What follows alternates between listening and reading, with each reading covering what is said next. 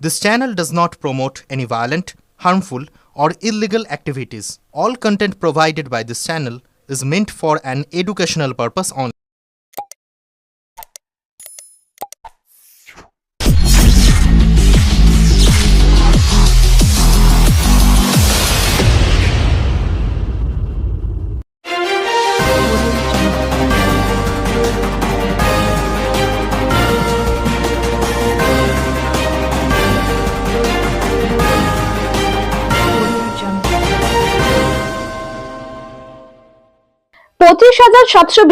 শিক্ষক ছাঁটাইয়ের পর শিক্ষা সংকট ও ছাত্র স্বার্থে হুগলি শিক্ষা ভবনে এসএফআই এর বিক্ষোভ।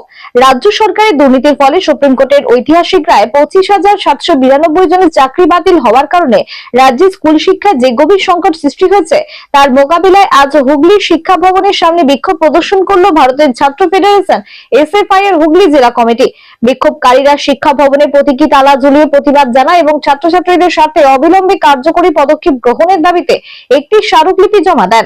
স্মারকলিপিতে এসএফআই দাবি করে গত 3রা এপ্রিল সুপ্রিম কোর্ট এক নজিরবিহীন রায় 2016 সালের এসএসসি প্যানেল সম্পূর্ণভাবে বাতিল করে এবং কলকাতা হাইকোর্টের ডিভিশন বেঞ্চের আগের রায় বহাল রাখে। এর ফলে রাজ্যের 25,792 জন শিক্ষক ও শিক্ষাকর্মীর চাকরি বাতিল হয়ে যায়, যার প্রভাব সরাসরি হুগলি সহ সমগ্র রাজ্যের স্কুল শিক্ষা ব্যবস্থায় পড়েছে।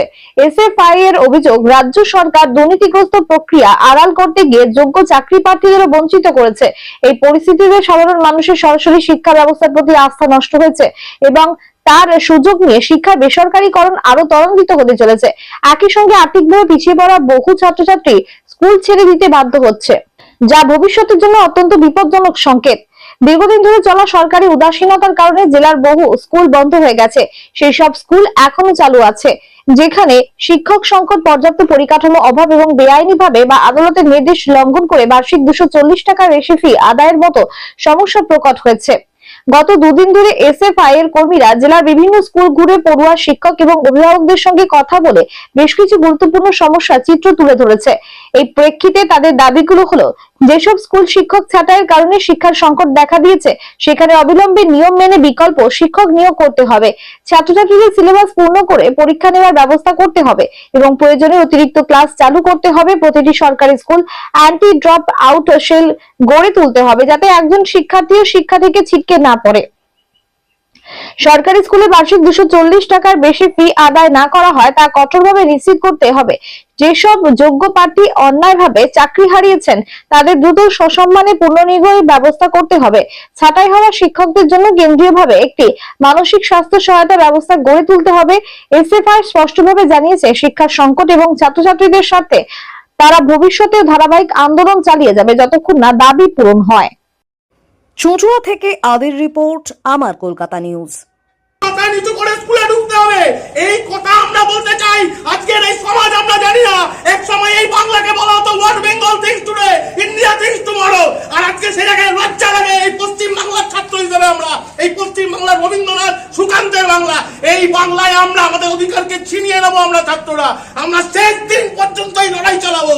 আমরা বলতে চাই, এই ডিআই অফিসের গেটে শিক্ষকরা যদি শিক্ষাঙ্গনে না ফেরে এই ডিআই অফিসকে অবরুদ্ধ করে আমরা ছাত্ররা রেখে দেবো, এই কথা আপনাকে বলে রাখলাম। আমরা যারা স্যার চাকরি চুরি করলো তারা বুক ফুলিয়ে ঘুরে বেড়াচ্ছে, আর দুর্নীতিগ্রস্তরা আজকে রং করে মাঠে ঘুরছে, আর যোগ্য শিক্ষকরা বাড়িতে বসে অন্ধকার হয়ে যাচ্ছে। এর ভিতরে ব্যবস্থা নিতে হবে স্যার, এইভাবে চলতে পারে না। তালিকা আছে সেই অনুযায়ী সেইভাবে চলতে পারে না। বাচ্চাগুলোর কি অবস্থা হবে, তারা পড়বে কার কাছে? যার টাকা নিত তারা তো কোটি কোটি টাকার মালিক, তাদের তো কিছু অভাব হবে ভাব পড়া। বাচ্চাগুলোর ভবিষ্যৎটা কি হবে? সবটা অন্ধকার হয়ে গেছে স্যার। আপনারা এই লেভেলে আছে, আপনারা পারবেন, আমরা সহযোগিতা করছি আপনাদের সাথে, আমরা উদ্যাপনা করতে আসিনি। অবশ্যই পাঠাবেন, আপনিও পাঠাবেন, আমরাও যাবো, আমরা হাত গুটিয়ে বসে থাকবো না স্যার।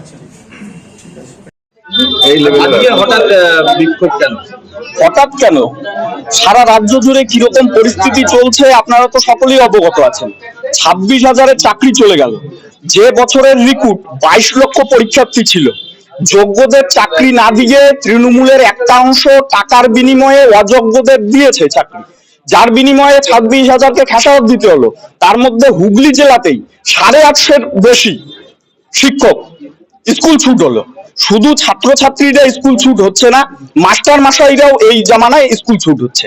আমাদের পরিষ্কার কথা, এই 26,000-এর মধ্যে যোগ্য অযোগ্য তালিকা প্রকাশ করতে হবে, যোগ্যদের অবিলম্বে স্কুলে ফেরাতে হবে। যোগ্যরা কেন তার দায় নেবে? প্রতীকী তালা, প্রতীকী তালা।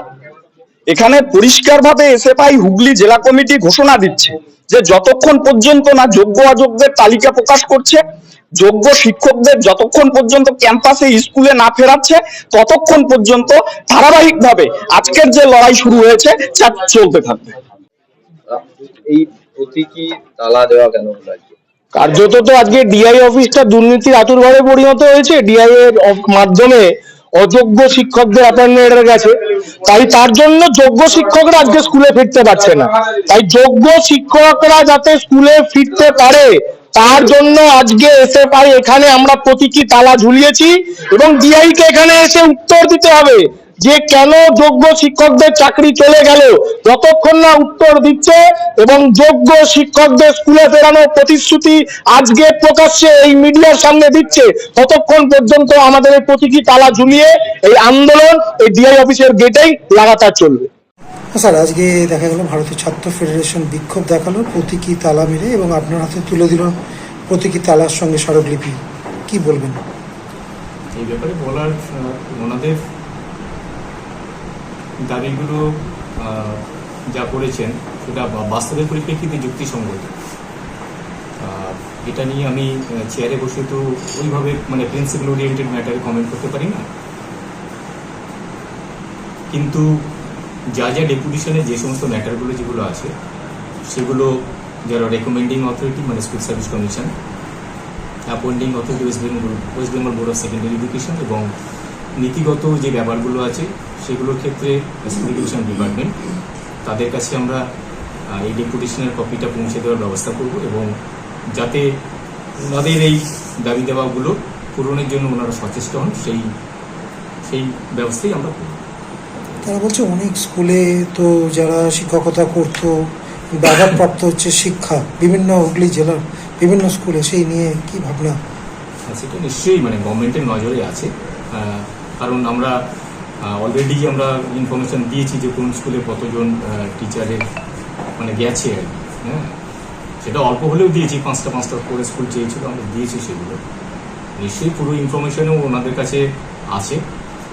গভর্নমেন্ট নিশ্চয়ই কিছু একটা চিন্তাভাবনা করবে যাতে করে শিক্ষা ব্যবস্থাটা আবার পুনরায় ঠিকঠাক জায়গায় ফিরে আসে। নিশ্চয়ই করবো। 30 তারিখ থেকে স্কুল ছুটি পড়ছে তো? হ্যাঁ, 30 তারিখ থেকে স্কুল। কতদিন ছুটি থাকবে কোনো সেটা এখন পর্যন্ত মানে ইয়েটা নেই, ওখানটায় লিমিট টাইমটা দেওয়া নেই। আচ্ছা, 30 থেকে ছুটি সেইটা বলা আছে। 30 থেকে ছুটি পড়ে যাচ্ছে। যারা যাদের চাকরি হারিয়েছেন তাদের স্যালারি সংক্রান্ত বিষয়ে আপনারা স্যালারি সংক্রান্ত ব্যাপারে এখন পর্যন্ত ডিপার্টমেন্টের তরফ থেকে কোনো ইনস্ট্রাকশন আসেনি। যারা যেমন আসবে তেমন আমরা এক্সিকিউট করব। যারা চাকরি করছেন তাদের যে অ্যাটেন্ডেন্স সেগুলো কি পাঠিয়ে দেওয়া হয়ে গেছে? না, বিগত মাসে অ্যাটেন্ডেন্স তো ডিপার্টমেন্টে পাঠানো হয় না। Managing committee all in all, managing committee হচ্ছে তার কন্ট্রোলিং অথরিটি, কাকে ছুটি দেবে কাকে ছুটি দেবে না, কে লিভে আছে না আছে সব কিছুই তার। যদি ডিপার্টমেন্ট চায় যে কোন টিচার এসছেন কোন টিচার আসেননি, তখন সেই ইনফরমেশন আমরা স্কুল থেকে নিয়ে ডিপার্টমেন্টের কাছে পৌঁছে দেব, কিন্তু কন্ট্রোলিং অথরিটি হিসেবে স্কুলের কাছে সব কিছু থাকে। এই যে মাসটার রায়টা হলো সেই মাসে যে কদিন স্কুল করেছে সেই কদিনের বেতন তো পাবেন নিশ্চয়ই। সেটা তো একটা যুক্তিসঙ্গত দিক, কিন্তু ডিপার্টমেন্ট যতক্ষণ না পর্যন্ত কিছু আমাদেরকে ইনস্ট্রাকশন দেবে ক্লিয়ার কাট, তত সময় পর্যন্ত আমরা কোনো অ্যাকশন নিতে পারবো না। ডিপার্টমেন্টের কাছ থেকে ইনস্ট্রাকশন আসবে, সেই অনুযায়ী আমরা কাজ করব। ওনাদের যে পোর্টাল মারফত বিষয়টা হয় সেটা খোলা আছে না বন্ধ? পোর্টাল খোলা আছে। পোর্টাল খোলা আছে।